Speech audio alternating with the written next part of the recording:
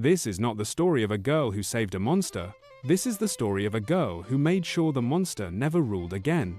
The kingdom still whispered the old version, a cruel enchantress, a misunderstood prince, a curse waiting for love to break it. Lantern Light carried those lies from tavern to tavern, softening the past until it sounded almost romantic. But the castle on the cliff did not feel romantic. The castle stood isolated above a valley wrapped in permanent mist. Towers cracked by time, banners long since rotted away. No guards, no court, no music, only iron gates and silence. The kingdom below pretended the castle was empty, yet taxes were still paid to maintain the road. Food was still delivered.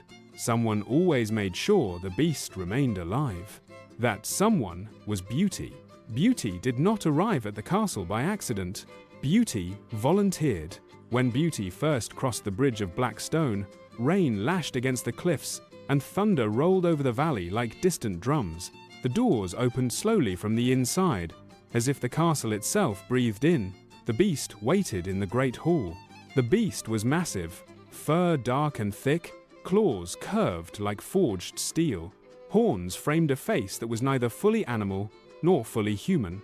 Eyes burned gold in the torchlight. There was no sorrow in them, no shame. "Another sacrifice?" the beast asked. Beauty stepped forward without bowing. "Not a sacrifice, a caretaker." The beast studied Beauty with unsettling calm. "Caretakers leave." "I won't," Beauty replied. The truth was simple. The curse had not destroyed the beast's power. The curse had contained it. The beast could not leave the castle grounds. The beast could not command armies. The beast could not sit on the throne.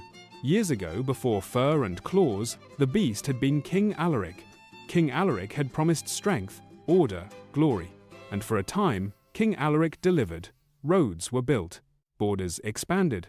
Crime vanished. So did dissent.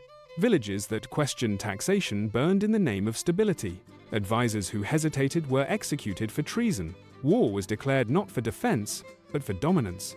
King Alaric believed mercy was weakness, disguised as virtue. When rebellion finally rose, it was crushed in a single night. Bodies lined the capital's main road by dawn. Order had been restored. Then came the curse. No one publicly admitted who cast it. Some said a witch. Some said a council of nobles. Some whispered it was the kingdom itself answering violence with magic. What mattered was the result. King Alaric became the beast, and the beast was locked inside the castle overlooking the land once ruled. The kingdom rewrote the story immediately. It was safer that way. Beauty had grown up on the rewritten version. Beauty had believed it, until Beauty found the archives. In a forgotten chamber beneath the castle, ledgers and letters remained untouched. War reports signed by King Alaric's own hand. Orders for executions justified with the word necessary. Correspondence revealing plans to invade neighboring territories long after peace had been negotiated. Beauty read every page. When Beauty returned to the Great Hall, the beast was watching the storm through shattered windows. "They lied about you," Beauty said carefully. The beast turned. "Of course they did. They said you were arrogant. I was effective. They said you were proud. I was correct." There it was. No denial, no apology. The beast approached slowly, claws echoing against marble. "The kingdom was weak. I gave it spine. I gave it fear. Fear creates obedience. Obedience creates peace. Peace built on graves," Beauty replied. "Graves are efficient." The words did not tremble. They did not carry regret. They carried certainty. Days became weeks. Beauty remained in the castle, observing. The beast spoke often of returning to the throne. The beast framed every atrocity as a strategic choice. The beast never once said the word sorry. Instead, the beast said, "I learned patience." Instead, the beast said, "Next time, I will eliminate resistance sooner." At night, Beauty walked the ramparts alone. Below, the kingdom glowed faintly with scattered lights. Families slept, believing their former king had been a tragic victim of magic. They believed one day true love might restore him. They did not understand what restoration meant. One evening, as dusk bled red across the sky, the beast spoke quietly. "The curse can be broken." Beauty did not react. "How?" "Voluntarily," the beast said.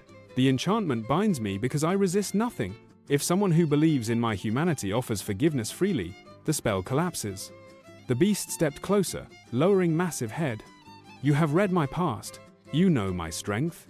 Imagine what I could achieve with experience and restraint. Restraint? Beauty asked. I would refine my methods, not change them, refine them. The torches flickered, casting monstrous shadows along the walls. The beast's voice softened, almost intimate. The kingdom drifts. Weak leaders argue. Borders shrink. Crime returns. They need direction. They need me. They need safety, Beauty answered. And safety requires force. The beast's eyes locked onto Beauty's. You could stand beside me, guide me, temper me. Beauty understood the strategy instantly. Shared power, shared blame, shared control. The beast did not want redemption. The beast wanted legitimacy. You believe you were right, Beauty said. I believe I was necessary. The air between them felt tight as drawn wire.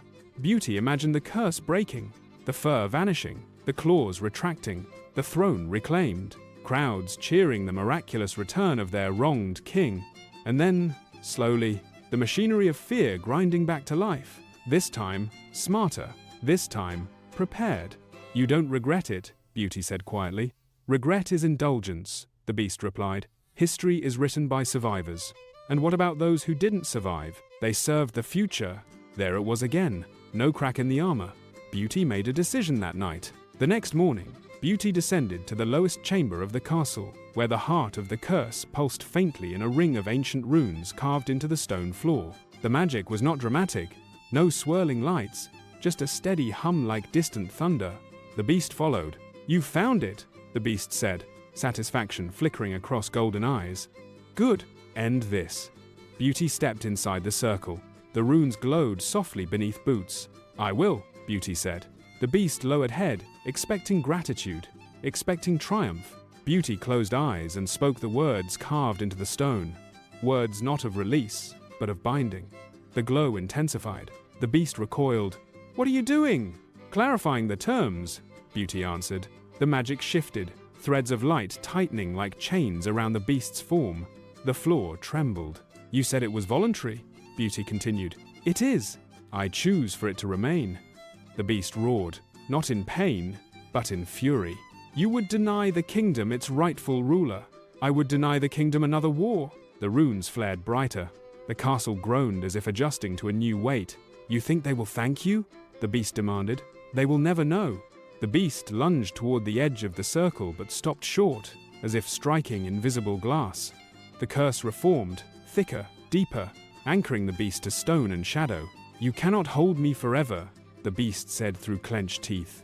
Maybe not, Beauty replied, but long enough.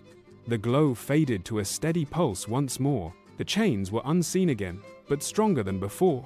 The beast retreated into darkness, breathing heavy, eyes burning with unspent ambition. You claim this is mercy? The beast asked coldly. No, Beauty said. This is containment. Beauty left the castle before sunset. The bridge did not collapse behind Beauty. The doors did not slam shut. The world did not applaud. In the villages below, rumors would grow. Some would say Beauty failed. Some would say Beauty broke the curse and fled. Some would say the beast waits for another chance at love. The truth would remain inside stone walls.